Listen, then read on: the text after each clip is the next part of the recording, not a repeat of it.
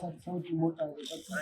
પછી market circle ચાલુ હશે જે રાત્રે ફરશે સ્કૂલેથી જે બાળકો આવતા હશે તે રાત્રે માણસને આવ જવામાં કૂતરાઓ ભારી થશે.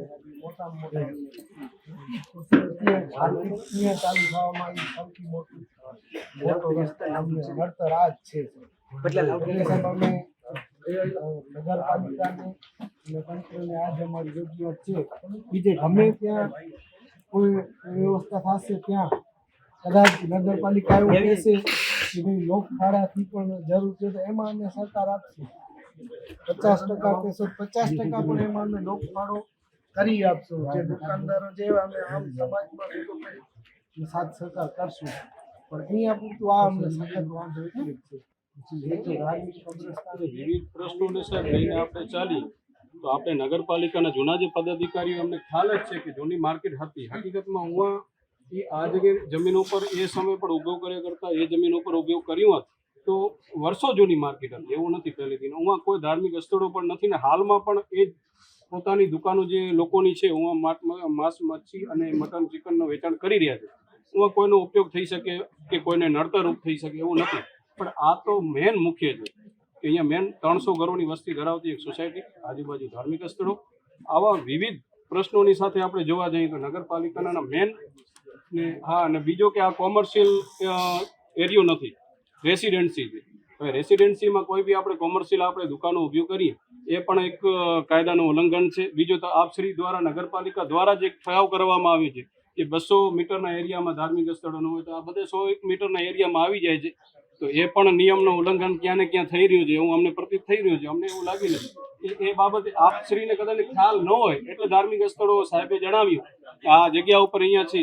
બીજો કે ચારે બાજુ રેસિડેન્સી છે. રોડ ઉપર જાઓ તો વાલ્મીકી સમાજ છે, ઓથી ફર્યો છે, ધોબી ફર્યો છે, અહીંયા મદીનાનગર છે, આ બાજુ કબ્રસ્તાન છે.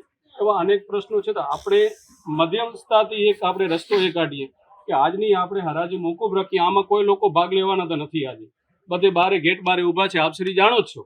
પણ અત્યારે આપણે આપશ્રી એવું કાંઈક રસ્તો કાઢો કે બીજી જગ્યા ઉપર જેવી રીતે સાહેબ કર્યું કે જૂની માર્કેટ છે એ જગ્યા ઉપર અથવા કે બીજી કોઈ એવી જગ્યા કે કોઈ પણ ધર્મના લોકોને કે કોઈ પણ સોસાયટી વાળાને નડતરરૂપ માર્કેટ ન થઈ શકે.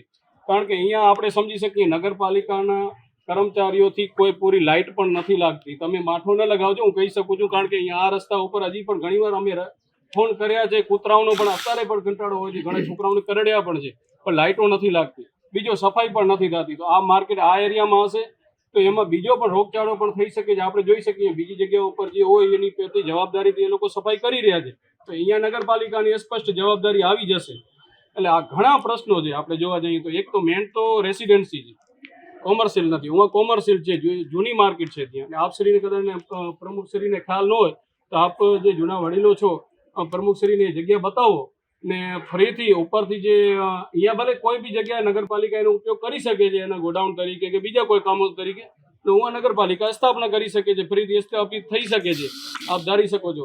અથવા કે વીડી 4 રસ્તા ઉપર જે આપણે જે ગાય માટે જે લપી રોગ જે થયું હતું ને એ જગ્યા ઉપર જે આપણી જગ્યા ખાલી પડી છે તો એ જગ્યા ઉપર તમે અગર કરો છો તો એ જગ્યા ઉપર કોઈને વાંધો આવી શકે એમ નથી. મોટી એમાં પાર્કિંગ પણ થઈ શકે છે ને એમાં લોકોને પણ અવર જવરમાં વાંધો આવી શકે એમ નથી. કારણ કે નયા અંજાર છે, બજી વિસ્તારોને એ પણ સેન્ટરમાં વાંધો આવી શકે એમ નથી. ને પાછો બાયપાસ સાઈડ છે. પણ અમારી પહેલી માંગ છે કે જૂની જે છે અહીંયા જ ચાલુ કરવામાં આવે તો વધારે સારું. ને અથવા કે એ અત્યારે નથી થઈ શકતી ત્યાં સુધી જે જૂની અત્યારે જેની દુકાનો છે જે ઓક્ટ્રો ચોકી કને છે, અત્યારે ખત્રી ચોક કને જે આપણે છે, અને બીજી એકતાનગર પોતાની દુકાનોમાં પર્સનલ દુકાનોમાં ચલાવી રહ્યા છે ત્યાં સુધી એને ચલાવવામાં આવે. ને જે આપશ્રી દ્વારા જે નવી માર્કેટ કોઈ બી જગ્યા ઉપર જેને કોઈ લોકોને અડચણરૂપ ન હોય એવી જગ્યા ઉપર ઊભી થાય ત્યારે ગુલામ સાહેબ એડવોકેટ સાહેબે જે વાત કરી કે લોકફાળાથી કરવું હોય તો એમાં પણ અમારી સહમતિ અને સાથ સહકાર રહેશે એવી અમારી રજૂઆત છે. સાહેબ એક મહિત થઈ જાય ત્યારે આ પાર્કિંગ તો અહીંયા જ થવાની છે. મટન લેવા તો અમારો મહિત થઈ જશે તો 100 ગાડીઓ આવશે. એ અમારી પાર્કિંગ ક્યાં જશે? અહીંયા ખત્રી, અહીંયા જનરલ 72 જમાતનું ગેટ. હવે એ લોકો ક્યાં જશે ને મહિત ક્યાં રાખે? મેન તકલીફ છે. કૂતરાની તો અલગ થઈ ગઈ પણ આ મહિત ક્યાં રાખવામાં આવશે? મેન આપ સબ સમજી શકો છો એ વસ્તુ. છેલ્લો ઘર છે અમારો મીંડો, એકડો જન્મ છે, છેલ્લો અમારો મીંડો છે. હવે મીંડામાં અમે જવાના છીએ ને અમને કાંઈ અગ્નિ સંસ્કાર નથી દેતા, અમને પ્યોર દફન વિધિ થાય છે, અમારા પર છત થાય છે. હવે કૂતરા આજે તમને બતાવું નીચેથી ભોરા થાય, નાનું બચ્ચું હોય તો એને તો ખાઈ જવાનું.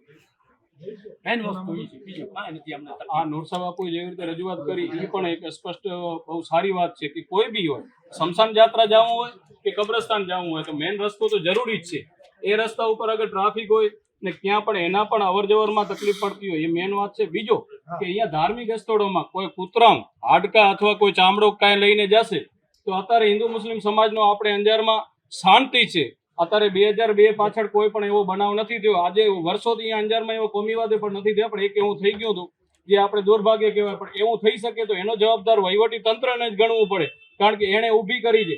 વ્યક્તિઓને તો ખબર નથી, જાનવરોને ખબર ન હોય કે ક્યારે ક્યાં લઈ જાય. એટલે આપણે એવી જગ્યાઓનો ઉપયોગ કરી શકીએ છીએ કે સામાજિક અને ધાર્મિક કોઈ બી લોકોને અહીંયા નડતરરૂપ ન થઈ શકે. અને આપશ્રીના માધ્યમથી ફરીથી આપશ્રીને રજૂઆત કરીએ છીએ અને ગુલામ શાહ અને નૂરસા બાપુએ જે વાત કરી એ સંકલન સાથે રહી અને અહીંયાને કોઈને નડતરરૂપ ન થાય એવી રીતે નવી જગ્યા તમે શોધો અને આને તમે નગરપાલિકા જેને પણ ઉપયોગ કરવો હોય એ પ્રમાણે તમારા શું કહેવાય ગોદામ અથવા બીજો કોઈ માટે ઉપયોગ, કોઈ કર્મચારીઓ માટે ઉપયોગ જે પણ કરવો હોય, પણ માર્કેટ માટે જૂની અત્યારે ચાલુ છે. હાલ પૂરતી જ્યાં સુધી એનો નિકાલ ન થાય ત્યાં સુધી એ ચાલુ રાખવામાં આવે અને આને ઓપ્શનને પૂરો કરવામાં આવે અને નવી માર્કેટ માટે જે સ્થાપના થઈ શકે એ નવી સ્થાપિત જૂની જગ્યા ઉપર કરો અથવા નવી જગ્યા ઉપર એ સૌને સાથ સહકાર અને વિશ્વાસમાં લઈને કરો એવી અપેક્ષા આશા સાથે જય હિન્દ જય ભારત.